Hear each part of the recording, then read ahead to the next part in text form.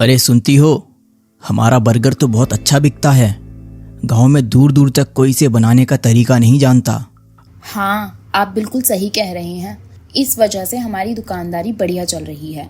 लेकिन सोचिए, अगर हम इसे और बेहतर बनाएं तो इससे हमारी दुकान और चल निकलेगी।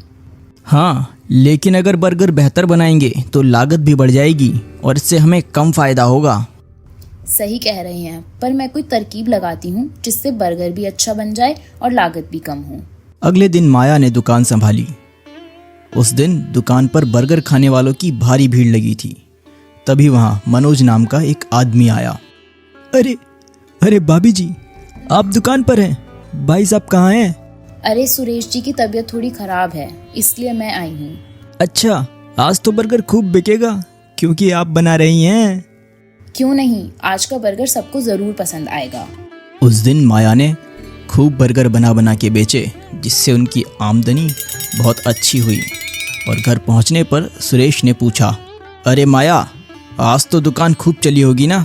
हाँ, बहुत बढ़िया चली। मैंने बर्गर ऐसा बनाया जिससे लागत भी कम हो गई और मुनाफा ज्यादा। तो फिर अब से दुकान तुम भी संभाला करो, मैं बस सामान लाकर दे दिया करूँगा। ठीक है जी, वैसे भी हमें अपना सपना पूरा करना है। इसके बाद माया ही रोज दुकान पर जाने लगी। उसका बर्गर गांव में खूब मशहूर हो गया और वो धीरे धीरे अमीर होने लगे। लेकिन एक दिन गांव में हलचल मच गई क्योंकि रघुनाथ का बेटा निखिल शहर से पढ़कर लौट आया था। अरे आज गांव में इतनी हलचल क्यों मची है? हमारी दुकान पर भी भीड़ नहीं लग रही। चलो मैं पता लगाती हूँ। अरे गीता, जरा इधर आना। हाँ माया, क्या बात है? अरे आज गांव में इतनी हलचल क्यों है?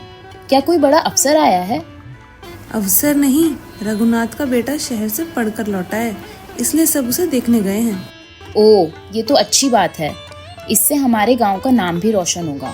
हाँ, और देखना, वो तुम्हारी दुकान पर जरूर आएगा। उसे बर्गर बहुत पसंद होगा। हाँ, ये तो अच्छा है, एक और ग्राहक बढ़ गया। लेकिन माया अंदर ही अंदर घबरा रही थी।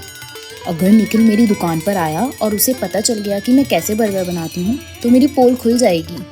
कुछ दिन तो ठीक से बर्गर बनाना होगा। उस दिन माया ने दुकान जल्दी बंद कर दी। घर लौटने पर सुरेश ने पूछा, अरे आज इतनी जल्दी दुकान बंद क्यों कर दी? सामान खत्म हो गया था क्या? नहीं, रघुनाथ का बेटा निखिल लौट आया है।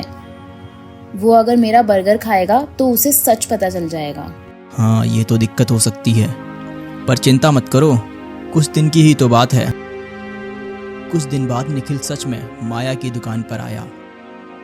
काकी, एक बर्गर देना, सुना है आप बहुत अच्छा बनाती हैं।